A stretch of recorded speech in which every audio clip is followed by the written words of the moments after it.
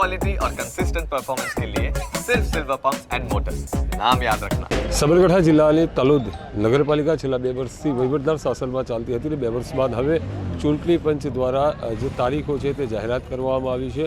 ખાસ કરીને તલોદ નગરપાલિકામાં શાસનકાળ દરમિયાન પ્રમુખ રહી ચૂકેલા પૂર્વ પ્રમુખ આપણી સાથે જોડાયા છે, તેમની સાથે જ વાત કરીશું। શું કહેશો, તલોદ નગરપાલિકા છે, કેટલા વિકાસના કામો થયા છે અને કેટલા કામો બાકી?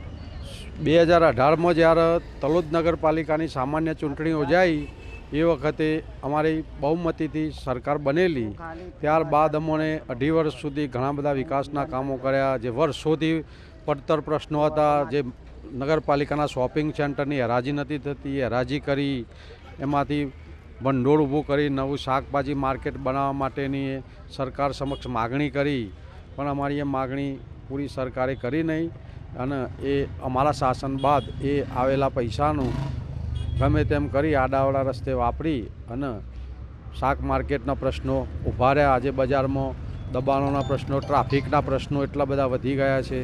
એનું એક જ કારણ છે કે એ વખતે અલગથી એક શાક માર્કેટ બનાવવાનું હતું, એ બનાવવા ના દીધું। બીજા કે ઘણા કર્મચારીઓના પ્રશ્નો છે। આજે નગરપાલિકામાં કોઈ રેગ્યુલર કર્મચારી નથી, ભરતી કરવામાં આવી 2.5 વર્ષ બાદ એમના શાસનમાં તો એજન્સી નક્કી કરી, પરીક્ષાઓ લીધી, પરીક્ષાનું રિઝલ્ટ આજ સુધી ડિક્લેર નથી કર્યું,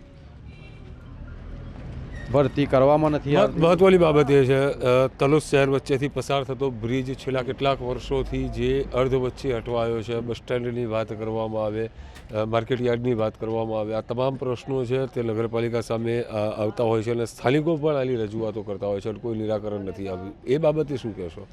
પુલનો પણ પ્રશ્ન છેલ્લા 2 વર્ષથી એટલી બધી હદે જનતાને ત્રાસ થઈ ગયો છે। 2 બાજુ સર્વિસ રોડના પ્રોબ્લેમ, ચોમાસામાં તો કેટલાય બાઇક, સ્કૂટરો કે ગાડીઓવાળા પડીને હાથ પગો ભાગી ગયા, છતાંય સરકારે એ અંગે કંઈ કાર્યવાહી નથી કરી। પુલનું કામ તો છેલ્લા લગભગ 6-1 મહિનાથી તો બંધ જ છે, કંઈ કામ ચાલતું જ નથી। એનું કારણ હવે કોઈ ખબર પડતી નથી। ગમે તેમ બસ સ્ટેન્ડ બાબતે શું કહેશો? બસ સ્ટેન્ડના લોકાર્પણ છે તે પણ કરવામાં આવે છે, ખાતમુહૂર્ત થઈ ગયું, બનીને તૈયાર થયું, હજુ સુધી ખુલ્લું મૂકવામાં આવ્યું છે, પણ અવારનવાર આના જે ઉદ્ઘાટન છે તે કરવામાં આવતા હોય છે, તે બાબતે શું કહેશો? અવારનવાર આ બસ સ્ટેન્ડ બાબતે જ્યારે ચૂંટણી આવે છે એ વખત ઉદ્ઘાટન કરીશું, ઉદ્ઘાટન કરી પછીનો કોઈ નિકાલ આવતો નથી। અત્યાર સુધી જેટલા નેતાઓ આવ્યા બીજેપીના વારંવાર ચૂંટાઈ ઉદ્ઘાટન કરી પછી જતા કે બસ સ્ટેન્ડ આપણે ડેપો તૈયાર થશે, પણ અત્યાર સુધી થયો નથી।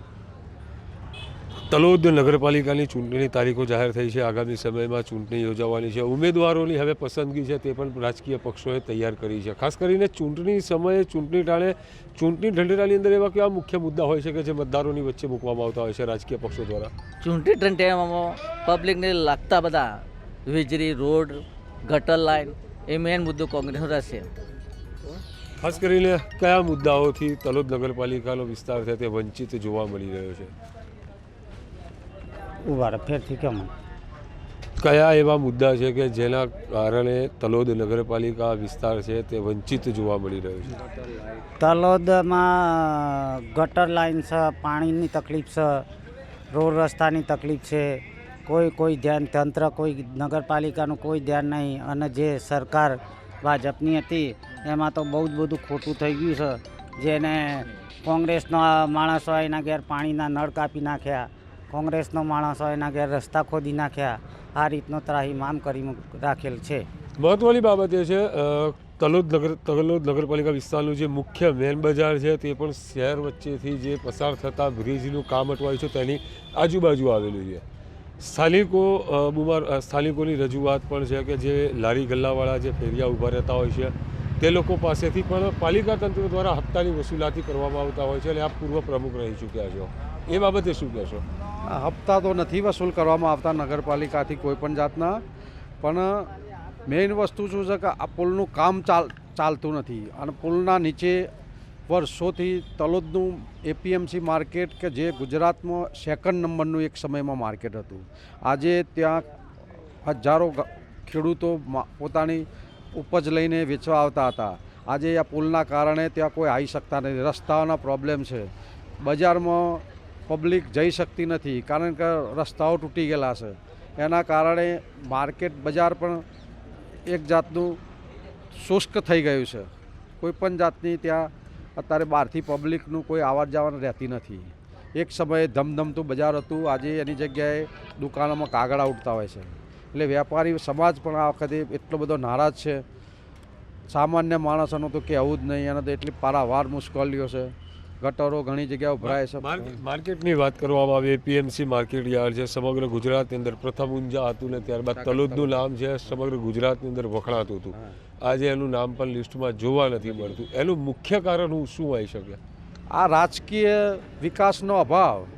આજે વર્ષોથી અહીંયા ધારાસભા કહો, લોકસભા કહો, ત્યાંના બીજેપીના આગેવાનો ચૂંટાય છે, પણ આ નગરના વિકાસના અંગે કોઈ પણ જાતની એમની દીર્ઘદ્રષ્ટિ નથી હોતી. કોઈ એવું માર્કેટનો વિકાસ થાય અથવા તો આવનારા ખેડૂતોને તકલીફ ના પડે, એની માલની ઉપજ સારી મળે, એ અંગેની કોઈ જ કાર્યવાહી નથી. એના લીધે આજુબાજુના હિંમતનગર છે, મોડાસા છે, ત્યાં માર્કેટો વિકસિત પામ્યા અને તલોદનું ધીમે ધીમે ડેમેજ થતું ગયું.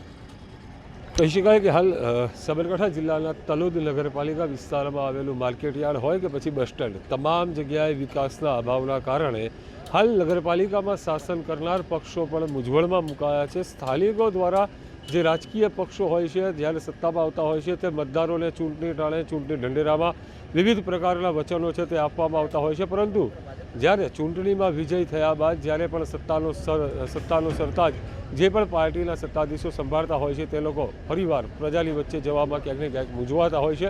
તેણે જ લઈ આજે પ્રજાના પ્રશ્નો નિરાકરણ અને પ્રશ્નો હલ કરવામાં પણ જે તે હોદ્દેદારો હોય કે કોર્પોરેટર હોય કે પ્રમુખ હોય કે જે પાર્ટી હોય તે લોકો પ્રજાના પ્રશ્નો હલ કરવામાં પણ નિષ્ફળ નિવડતા હોય છે.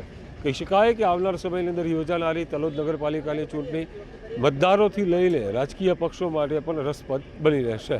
ચિરાગ મેઘ, ન્યૂઝ કેપિટલ, સાબરકાંઠા.